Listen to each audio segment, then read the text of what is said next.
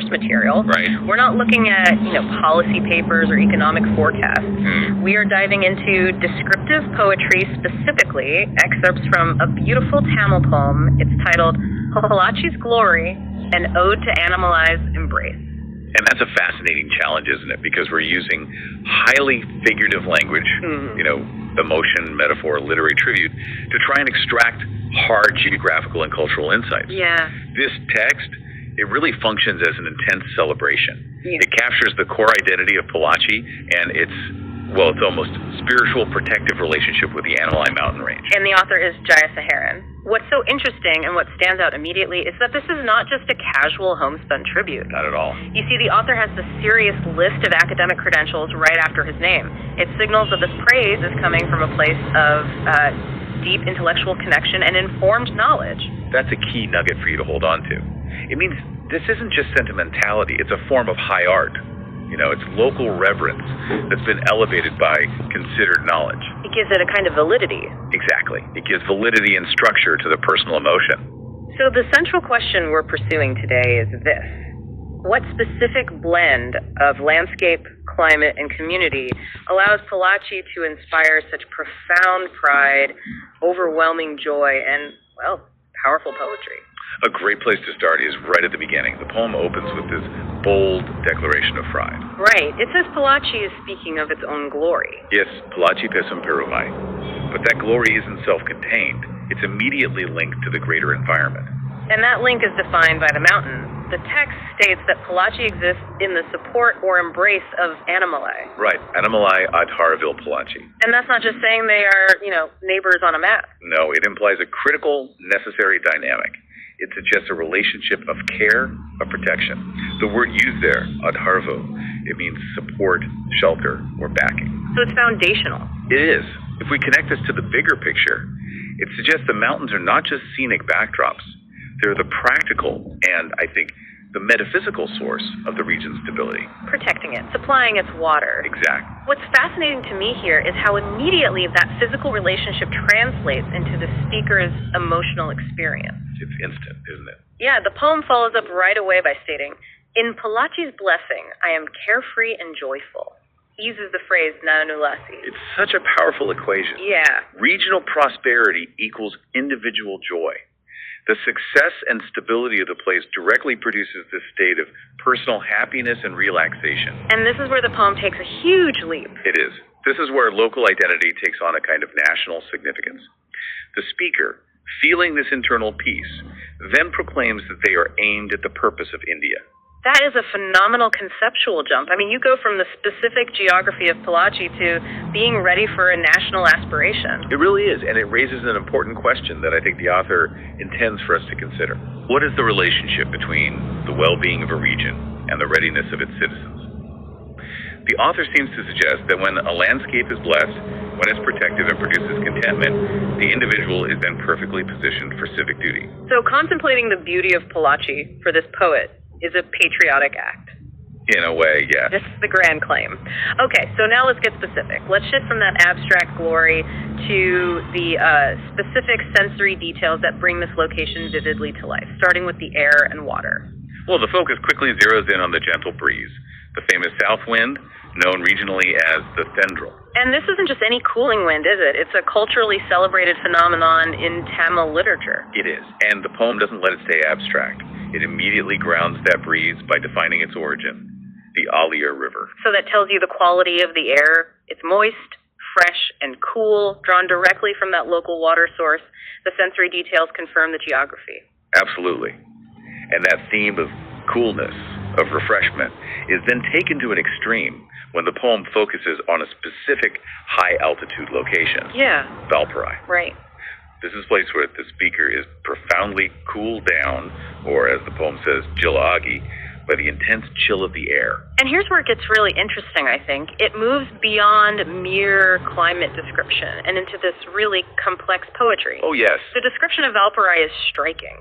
The chill is so stimulating that Valparai is described as the bow for Manmatha's arrow. Cupid's arrow. Manmatha, the Hindu god of love and desire. I mean, think about this for a moment. Valparaiso is a high-altitude area. It's known for its intense cold. Which you'd normally see as a kind of discomfort. Exactly, a bracing physical discomfort. Yet the poet is calling it the source of desire. The cold doesn't numb. It awakens the senses. It sharpens them to the point of being intensely stimulating, almost provocative. It turns natural beauty into sensual longing. That's a perfect way to put it. That paradox is excellent. The intense cold is intensely stimulating, and the resulting joy, fueled by this sensual, chilly awakening, it's physically overwhelming. And wonderfully immediate, yes. Yes. The speaker expresses this delight by saying their mouth is all smiles by Yelam Pollachi. It's a complete, visceral, physical expression of happiness. It's not a calm appreciation. No, it's a reaction so strong it transforms your body language into visible, profound delight. The landscape literally forces you into a state of happiness. Okay, let's continue that journey. Let's move higher up the mountain slopes. The poem seems to catalog these very specific natural features. It does. It breaks down the intense joy derived from the landscape into these distinct, named categories of experience. So it's not all one feeling. Not at all. This is a crucial section for understanding the poet's technique. The collective presence of the mountain peaks, Malai Kutam, brings a kind of generalized, encompassing happiness. The poem calls this great joy, or Paranbam. So that's the background feeling, the general bliss of being surrounded by the grand landscape. Precisely. But then, the poet moves to an individual pinpointed source of delight. The famous waterfall, Monkey Falls, is singled out. And it brings a different feeling. It brings a distinct feeling. Unique joy, or Pani Inbam. Pani Inbam. Unique joy. This distinction shows us that the poem is far more structured than just a simple praise song. The great joy, the Paranbam, is the background atmosphere, the constant blessing of ANAMALAI's support. And the unique joy is the specific targeted delight of a single powerful event, like the rush of water at Monkey Falls. Exactly. It verifies the author's intimacy with the landscape. He knows the difference between the constant backdrop and the singular highlight. And the cataloging continues, right? It moves into the weather. Yes, into the atmospheric experience. The poem names a place, Atakati, and the happiness provided specifically by its mist or fog, its Panamutam. This is the joy of immersion, of having the mountain atmosphere literally wrap around you. So this list of specific verifiable locations, Aliar, Valparaiso, Monkey Falls, Atakati, it means the poem isn't just a tribute to nature in general. It can't be. It is a highly localized love letter. It's inviting any listener who knows the region to actively visualize and feel the exact experience being described. It's a sensory itinerary. So we've covered the geography, the physical sensations, and the literary structure used to categorize joy. Let's look now at the cultural and emotional weight that underpins this whole experience, which begins with language itself. A really profound point. The poem explicitly mentions the local dialect. Kongu Tamil is the language used in the local conversation. And that's so important because it roots the entire emotional experience, not just in the environment, but in the community and its authentic, specific linguistic tradition. It's the voice of the land, connecting identity and place. If you connect this to the bigger picture, it affirms that the natural beauty and the regional dialect are inseparable parts of Pollachi's unique blessing. The landscape speaks through its people. And its people speak the Kongu dialect. Yes. And the effect of this integrated beauty is, well, transformative. The scenery is so beautiful, so overwhelming, that the speaker is effectively frozen in place. He says he's turned into a statue, Salayanin. Right, due to the gift of nature. That metaphor is key. Being turned into a statue suggests a moment of stunned, involuntary reverence. Yeah. It's not just admiration, it's a stoppage of movement, where the sheer awe of the scenery is so powerful it demands total immobile attention. And that moment of stunned reverence sets the stage for the final reflections on desire and value. The poem then shifts attention to another mountain, Anaimalai. And this mountain has a different role. A very different role. This mountain is not protective like ANAMALAI. It is said to stir up the desire or longing. Asai Thanai Usupa Defanian. We've circled back to that theme of desire we saw with Valparaiso and Manmatha's bow. We have. ANAMALAI provides stability, but Anaimalai provides the yearning, the active impulse to stay, to explore, to absorb more.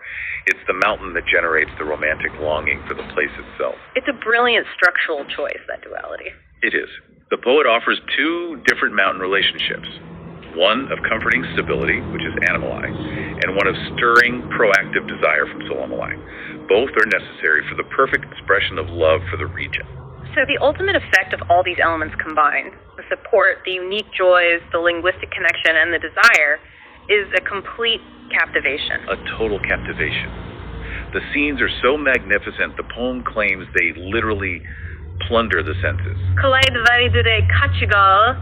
To plunder, that's a strong word. It's a violent word. It means to steal by force. The views aren't gently admired. They seize your attention completely, demanding that you forget all other concerns. And this forceful captivation is what makes the memory so valuable. Absolutely. And that theme leads directly to the poem's concluding statement about the intangible value of the whole experience. After all this sensory overload and emotional transformation, the touched heart, the Nazinda Manam, takes the memory and asks the ultimate question. What price is there? What price is there? Meaning the emotional and experiential value gained from this landscape. From the unique joy of Monkey Falls, the chill of Valparaiso, the comforting embrace of ANAMALAI, it's completely beyond any monetary metric. It's priceless. It is. So we've distilled this powerful poetic celebration. It successfully blends verifiable geography with intense transformative emotion and a strong affirmation of regional identity. Through the Kongu Tamil and Pollachi's pride, yes. It's a template, in a way, for expressing deep local love. And I think this journey shows you, our listener, exactly how descriptive language can serve as a profound cultural and geographical map. It's not just a collection of pretty words. It really isn't. It's an instruction manual on how to appreciate a specific place. So what does this all mean for you? The poem emphasizes that the truly magnificent scenes plunder our attention and the resulting memory is priceless.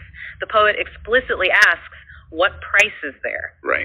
If the profound beauty of nature, which brings such unique joy, is beyond price, what responsibility do we, the inheritors and admirers of these landscapes, bear to protect that which cannot be bought or valued monetarily? That's the real question, isn't it? The poem forces us to consider that true glory is not quantifiable. The moment you try to put a value on a waterfall or a misty mountaintop, you lose the very essence of the Thani Imba, the unique joy that makes it precious in the first place. Something to mull over the next time you encounter a scene that steals your breath? Thanks for taking this deep dive with us.